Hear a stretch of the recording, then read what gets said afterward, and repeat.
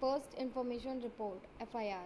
It is with the registration of an FIR that the police can begin their investigations into a crime. The law states that it is compulsory for an officer in charge of a police station to register an FIR wherever a person gives information about a cognizable offense. This information can be given to the police either orally or in writing. The FIR usually mentions the date, time, and place of the offense, details the basic fact of the offense, including a description of the event. If known, the identity of the accused person and witness is also mentioned. The FIR also states the name and address of the complaint. There is a prescribed form in which the police register an FIR and it is signed by the complaint. The complaint also has a legal right to get a free copy of the FIR from the police. Oh, sorry for this.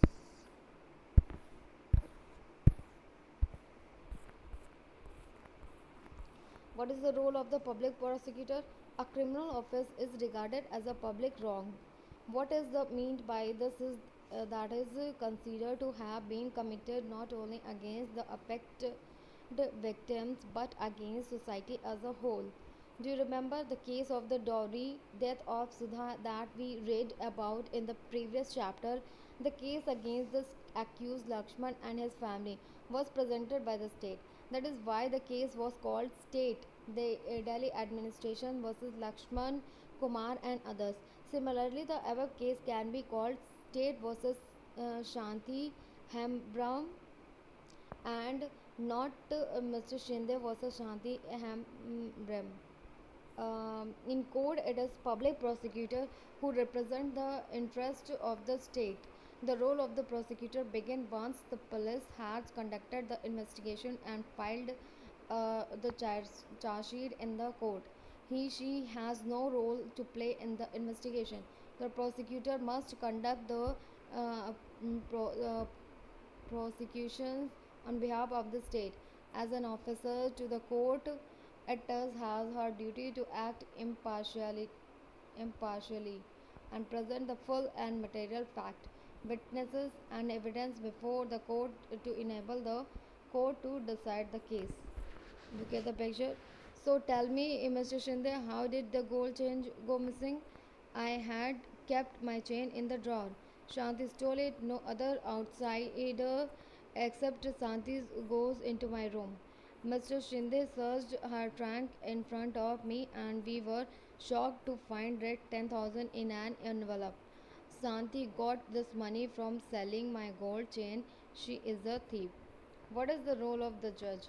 The judge is like an umpire in a game and conduct the trial impartially and in an open court. The judge hears all the witnesses and any other evidence presented by the prosecution and the defense.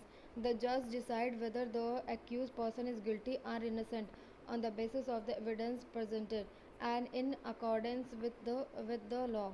If the accused is convicted, then the judge pronounces the sentence. He may send the person to jail or impose a fine or both depending on what the law prescribed. What is a fair trial? Let us for a moment imagine what might have happened if the judge decided to try Shanti's case very differently. What if the court did not give a copy of the charge sheet and a statement of witness to Shanti? What if he had the trial in a secret location where neither Shanti or nor Sushil were present? What if he did not give Shanti's lawyer advocate Roy enough time to questions and witness of the prosecution, such as Mr. Shinde, and instead had already decided that Shanti was guilty? If this had happened, then it would be a case of an unfair trial. This is the because for a trial to be fair, several different procedures have to be observed.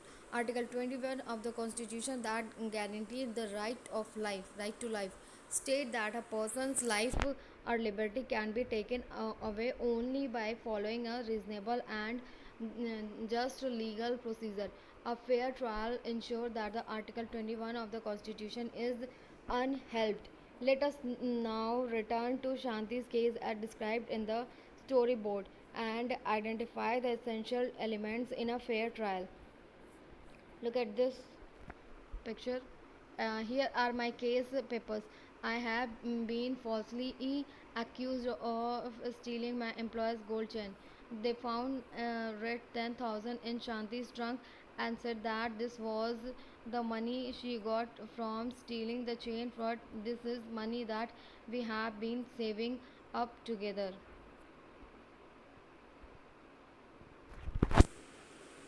First is upon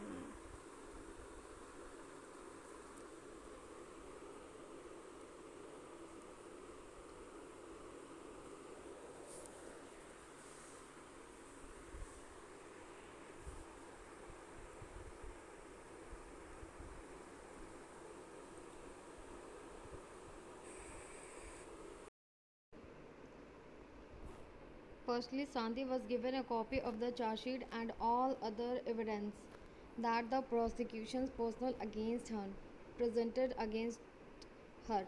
Shanti was charged with no with the offense of theft that was defined as a crime in the law. The trial was held in an open court in public view. Her brother Sushil could attend the court hearings. The trial was held in the presence of the accused. Shanti was defended by a lawyer. Shanti's lawyer, Advocate Roy, was given an opportunity to cross examine all the prosecution witnesses. Advocate Roy was given an opportunity to present witness in Shanti's defense. Although the police filed a case of the theft against Shanti, the judge assumed her to be innocent. It was the responsibility of the prosecution to prove beyond reasonable doubt that Shanti was guilty. In this case, the prosecutions failed to do so. So what you are basically saying is that you did not see Shanti steal the chain, nor did you recover the chain on Shanti also. Mm, in the 3 years that she has worked for you, nothing has been stolen from the house. You were uh, you were also regularly paying for that 1,000 as salary each month.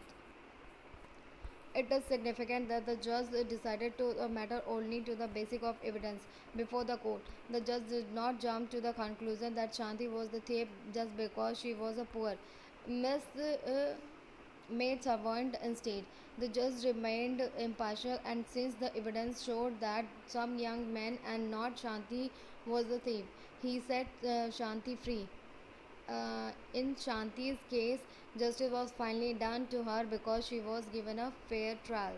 The Constitution and the law both state that all of the persons that we have discussed in this chapter should carry out their role in a proper manner.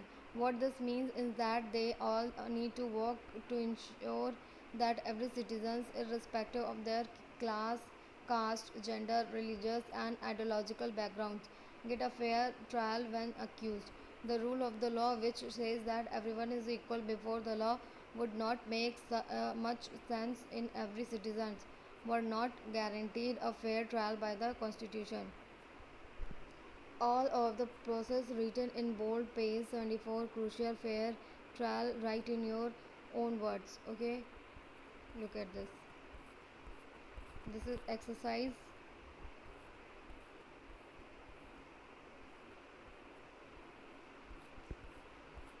glossary. Accused, cognizable, cross examine, detention, impartial, offense, to be charged of a crime, witness. Accused, cognizable, cross examine, detention, impartial, offense, to be charged of a crime, witness. Thank you.